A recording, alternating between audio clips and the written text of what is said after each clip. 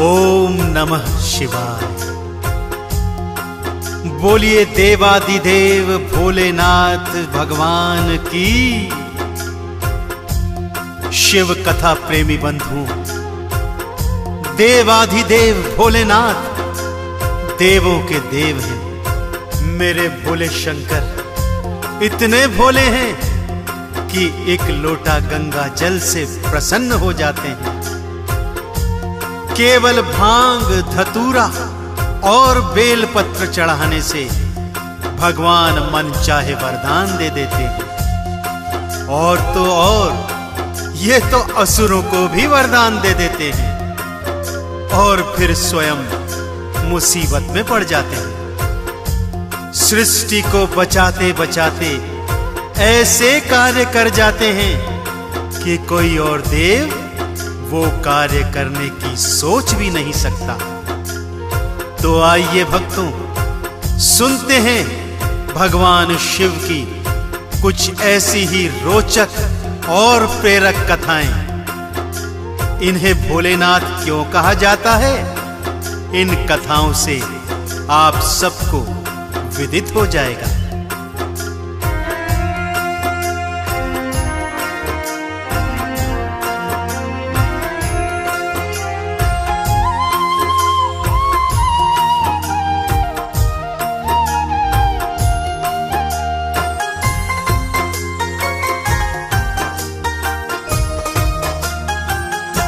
शिव सा कोई देव नहीं है महान, शिव सा कोई देव नहीं है महान। शिव सा कोई देव नहीं है महान, शिव सा कोई देव नहीं है महान।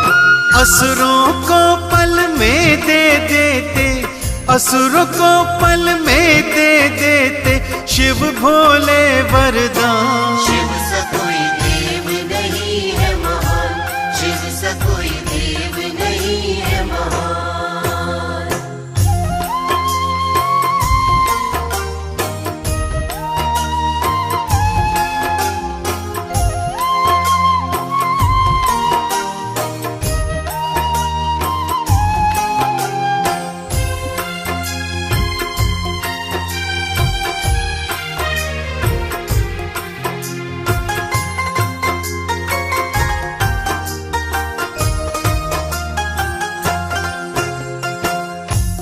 ओम नमः शिवाय।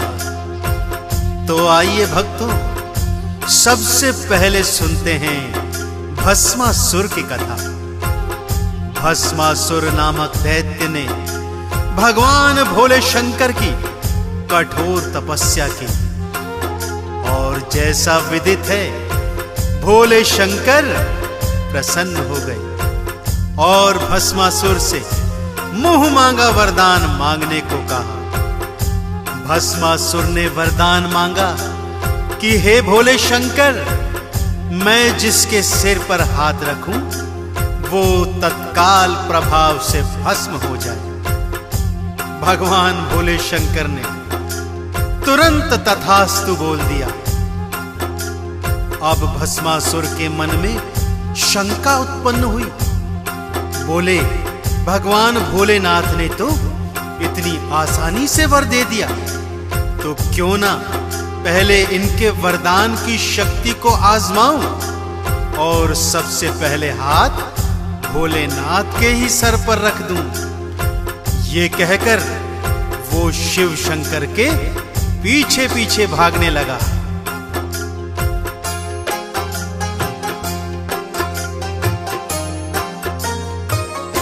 शिव चले आगे आगे, भस्मासुर पीछे भागे।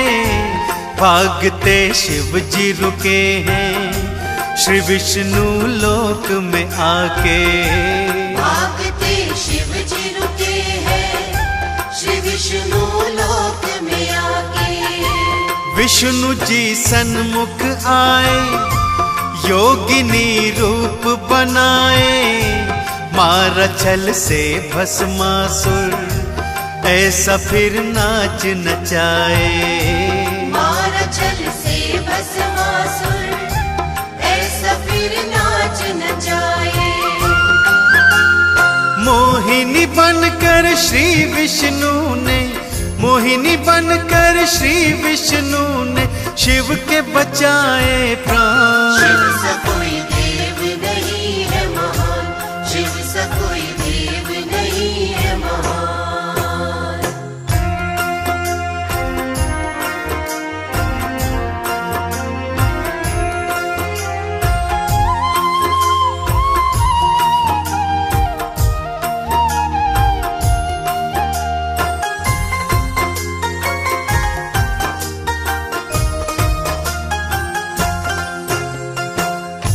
तो देखा आपने कैसे मेरे भोलेनाथ ने वरदान दिया और स्वयं के ऊपर संकटों का पहाड़ तोड़ लिया। अब उनकी दानवीरता की कथा सुनते हैं भक्तों। आओ आप सभी को सुनाता हूं रावण की कथा। जी हां, रावण भगवान शिव का परम भक्त था। शिव जी ने प्रसन्न होकर रावण को कैलाश पर स्थान दे दिया। रावण दिन रात भगवान भोलेनाथ का नाम जपता और शिव गौरा को कुटिया में रहता देख मन ही मन परेशान होता रहता।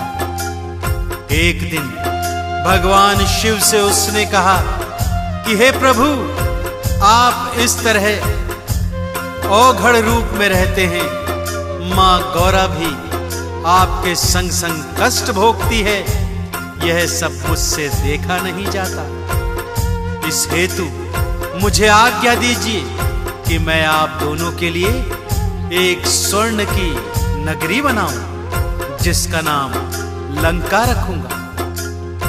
भगवान भोलेनाथ ने पहले तो मना किया कि हे रावण, मैं अवघड़ योगी, मैं भला महलों में रहकर क्या करूंगा। परंतु रावण था कि वो न माना। अंततः भगवान शिव ने उसे सोने की लंका बनाने की आज्ञा दे दी। रावण ने तन मन धन से सोने की लंका का निर्माण किया, परंतु यह क्या, उसकी सुंदरता को देखकर इतना मोहित हो गया कि भगवान शिव को प्रदान करने की जगह स्वयं उसमें वास करने की सोचने लगा। भगवान शिव के आगे हाथ जोड़े और लंका को स्वयं के लिए मांग लिया।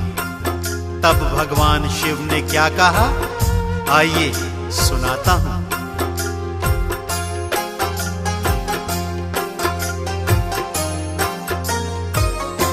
की है तन मन से सेवा, इसलिए वर मैं मांगू।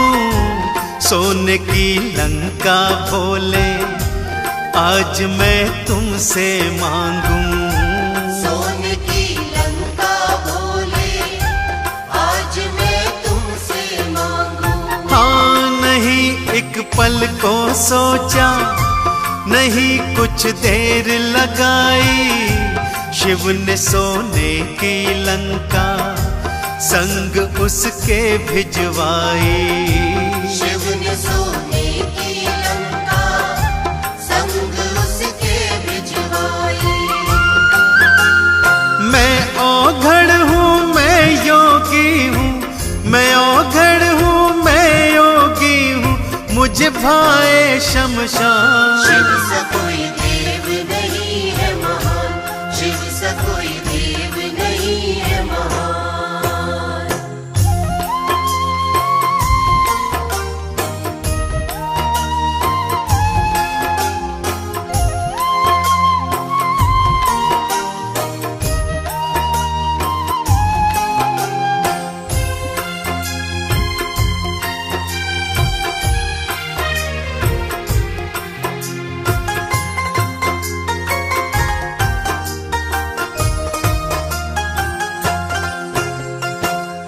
बोलिए देवाधिदेव भोलेनाथ भगवान की।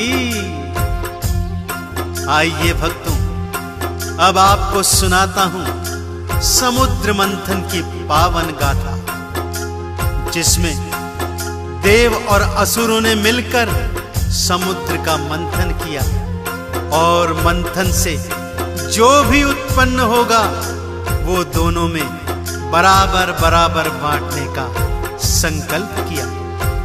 मंदराचल पर्वत को मथनी कर ली। भगवान विष्णु ने कूर्म अवतार धारण कर मंदराचल को अपनी पीठ पर धारण किया। और लीजिए भक्तों, मंथन प्रारंभ हो गया। परंतु यह क्या, मंथन में से निकला हलाहल विष। दोनों में यह समझौता था कि जो कुछ भी निकलेगा बारी बारी से दैत्यों और देवों में बांट दिया जाएगा। परंतु हलाहल विष लेने को, उसका पान करने को कोई भी तैयार नहीं था। इससे पहले कि वो हलाहल विष पूरी सृष्टि को अपनी ज्वाला में जला दे, मेरे भोले शंकर देवाधिदेव भोलेनाथ स्वयं आगे आए और हलाहल विष को पीने का संकल्प कर लिया।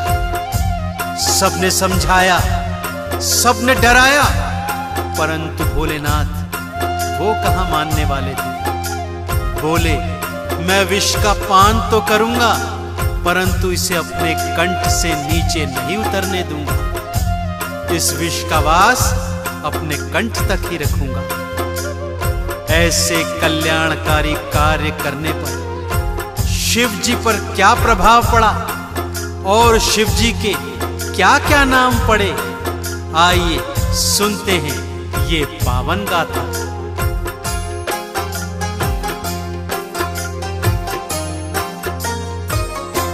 देव और असुर घबराए, कोई विष पी नहीं पाए। देवता असुर तो सारे शिव जी की शरण में आए। देवता असुर तो सारे शिव जी की शरण में आए। काम किया शिव ने निराला, प्रश्न का हल था निकाला। मेरे भोले शंकर ने हलाहल विष पी डाला। मेरे भोले शंकर ने हलाहल विष पी डाला। पी के हलाहल पड़ गया भक्तों, पी के हलाहल पड़ गया भक्तों। नीलकंठ है ना, शिव सा कोई देव नहीं है महान। शिव सा कोई देव नहीं है महान।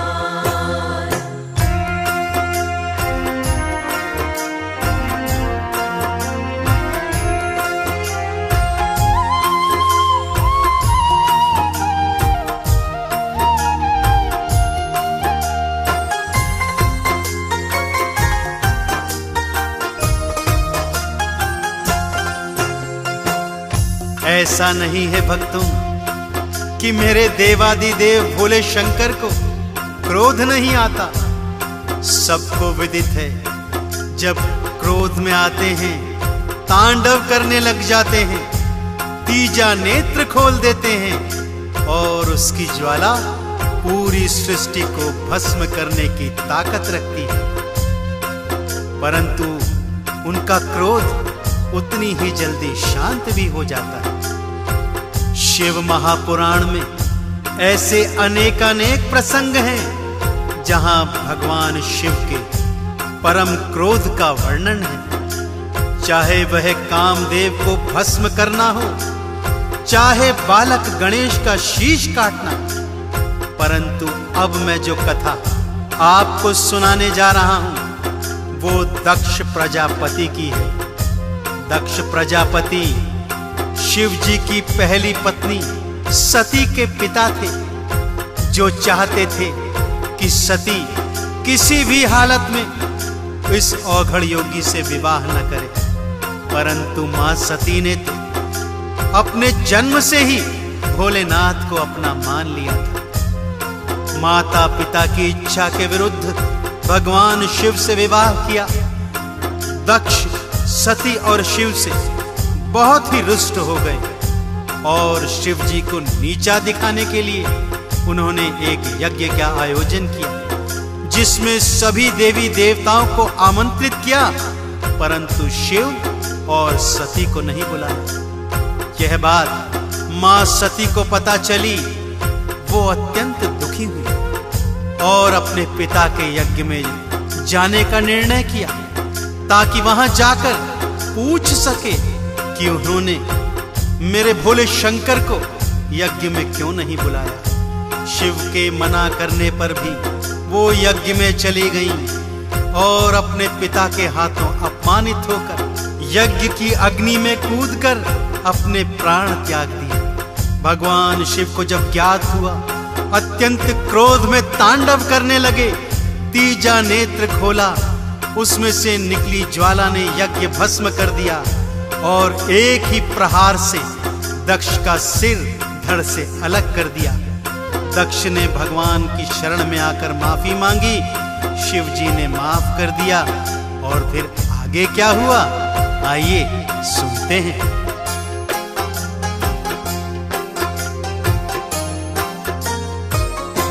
माफी फिर दक्ष ने मांगी, शिव जी की शरण में आया। शिव जी को दया थी आई, बकरे का शीश लगाया। शिव जी को दया थी आई, बकरे का शीश लगाया। सती के शव को उठाए, शिव जी ब्रह्मांड में धाये। भक्त भोले भंडारी शोक और दुख में आए। भक्त भोले भंडारी शोक और दुख में आए। चंदन ने फिर तिलक लगा के, चंदन ने फिर तिलक लगा के शिव का किया गुणगान। शिव सा कोई देव नहीं है महान, शिव सा कोई देव नहीं है महान। असुरों को पल में दे देते, असुरों को पल में दे देते शिव भोले वरदान। शिव सा कोई देव नहीं है महान, शिव सा कोई देव नहीं है महान। शिव सा कोई देव नहीं है महान, शिव सा कोई देव नहीं है महान। जय जय भोले, बम बम भोले।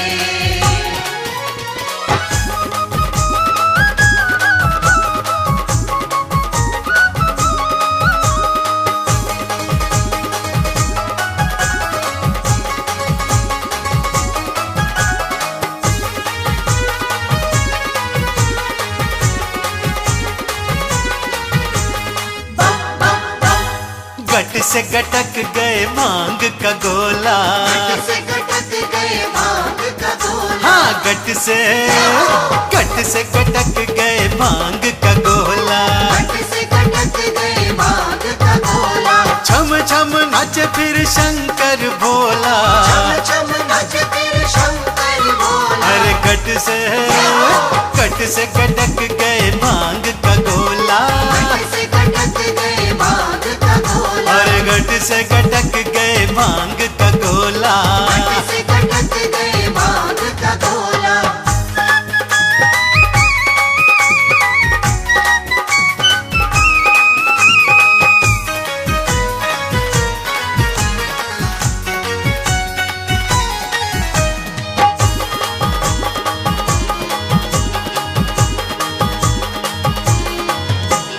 घोरा से भंगिया ये रोज घुटवाए। हाँ, घोरा से भंगिया ये रोज घुटवाए। भर भर लोटा पीता ही जाए। रस भंगिया ये रोज घुटवाए। भर भर लोटा पीता ही जाए। हर हर बम बम हर कोई बोला। हर हर बम बम हर कोई बोला। हर गट से गटक गए भांग का गोला। गट से गटक गए भांग का गोला। देखो गट से गटक गए भांग का गोला। गट से गटक गए भांग का गोला।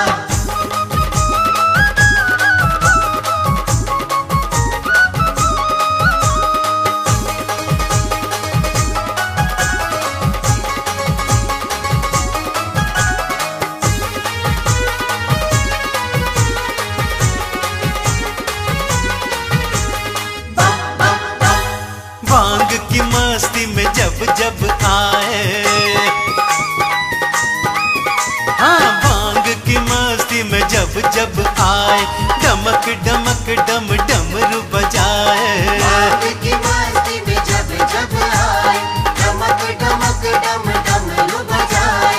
डम डम शिव जी का डमरू बोला, डम डम शिव जी का डमरू बोला। और कट से कटक गए भांग का गोला। गट से कटक गए भांग का गोला। हाँ, गट से कटक गए भांग का गोला। गट से कटक गए भांग का गोला।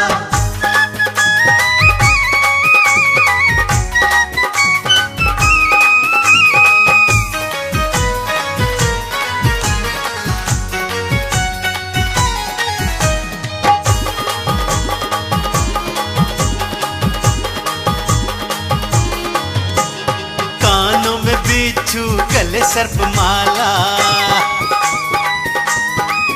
हाँ, कानों में बिच्छू, गले सर्प माला, और है पहनी देखो गले मुंड माला। कानों में